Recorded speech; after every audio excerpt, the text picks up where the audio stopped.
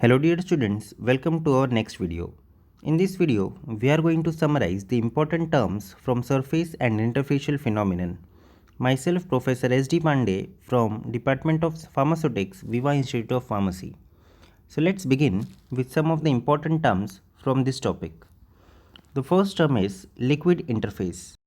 The interface between a liquid and another phase, such as another liquid, gas or solid, is nothing but liquid interface.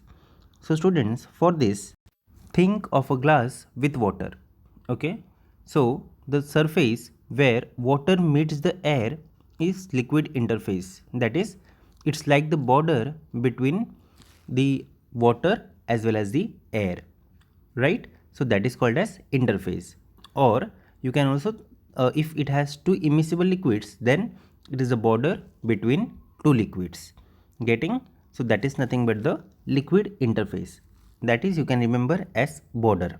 So border between liquid liquid, border between liquid air, border between liquid solid. Okay, so that is liquid interface. Moving to next one, surface and interfacial tension. Surface tension is the force acting parallel to surface of a liquid, leading to a tendency to minimize the surface area. That's why whenever a drop is falling, it occupies the spherical shape, right? Whereas interfacial tension is a force acting at the interface of two immiscible phases, such as between a oil or liquid and a gas. So students, in interfacial tension, it is all about the interface, right? All about the border between two liquids, or a liquid and a gas, or a liquid or a and a solid, right? So it is about interface. Getting difference between surface tension and interfacial tension. Moving to the next one, that is surface free energy. The energy required to increase surface area of a liquid is called as surface free energy. So students, now think of a drop of liquid that is fallen on a table. If you want to make it spread on surface, you need to add some more energy to overcome the stickiness of water, right? If the drop of water which is on the table, if you need to spread, you definitely need to apply some more energy. So this energy is nothing but surface free energy. Moving to the next concept, that is spreading coefficient. So it quantifies the ability of a substance to spread over or wet a surface. That is, it tells us if a liquid is going to spread out or stay together. For example, if we put a drop of oil on water, the oil might spread over surface, right? If we add oil on water, then your oil might spread and float on water. So that is called as positive spreading coefficient. Or it might stay together, right? That is, they all may get adhered to one another and fall, they may form a very small globule, right? In that is nothing but a negative spreading coefficient. So positive spreading coefficient indicate the ability of spreading, whereas the negative is vice versa, right? Getting? That is non-spreading. Moving to next one, adsorption at liquid interface. So adsorption involves the accumulation of molecules at the interface, right? The molecules gather at the border between liquids. So that is nothing but adsorption at liquid interface. And Gibbs absorption equation describes change in surface tension with adsorption. So remember, important thing is, that is, Gibbs absorption is related with that of surface tension with adsorption. Okay, then moving to next one, that is surface active agents.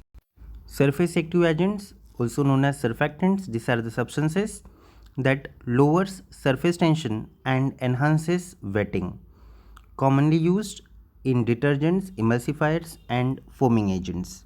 These are the agents which help the liquid mix even if they are usually don't mix with one another. Getting? So that is nothing but the surface active agents or the surfactants. Moving to next one, that is hydrophilic lipophilic balance, HLB scale. Okay, so this HLB scale is used to characterize the balance between hydrophilic and lipophilic portion of surfactant molecule. It is important in selecting surfactants for specific application such as emulsion stability. So students, basically this HLB tells us whether the given soap or detergent is more friendly to water or oil. Getting? If we have a soap that has that has good property in dissolving oil, it indicates that it has high HLB because it's more oil friendly. Now moving to next concept, that is solubilization, the process where a solute is incorporated into a solvent system by surfactant. Now let us understand this with the example of some drop of oil if are put in soapy water, then this soap water helps oil mix well with the water. Now in this case, if this soap did not exist, then the oil might be immiscible with that of water. However, because of presence of soapiness or the soapy character or soapy powder, what happens? Your oil has become miscible with water.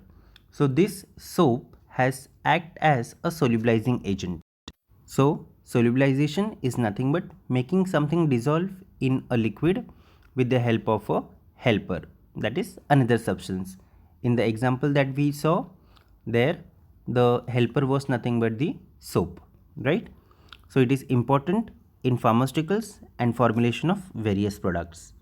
Moving to next, that is detergency. So as the name itself indicate, detergency, that is it is about cleansing power, especially with the help of soap.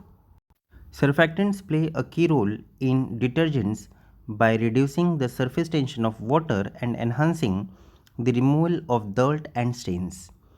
So students, imagine washing of a greasy dish with soap. The soap helps lifting away the grease, right? So that is nothing but detergency.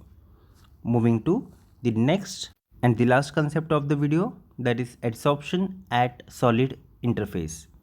So it's nothing but the accumulation of molecule on a solid surface, right? That is the molecule stick to the solid surface. Example, rusting from a metal surface. You might have noticed rustings that have been formed on metal surface, right? So the molecules in the air stick on the metal and cause it to rust. So this is nothing but adsorption at solid interface. The surface is of solid, that is your metal surface, and air has stuck to its surface, right? That is adsorption. So it is nothing but adsorption at solid interface. I hope you have understand all these terms. Thank you for watching this video till end.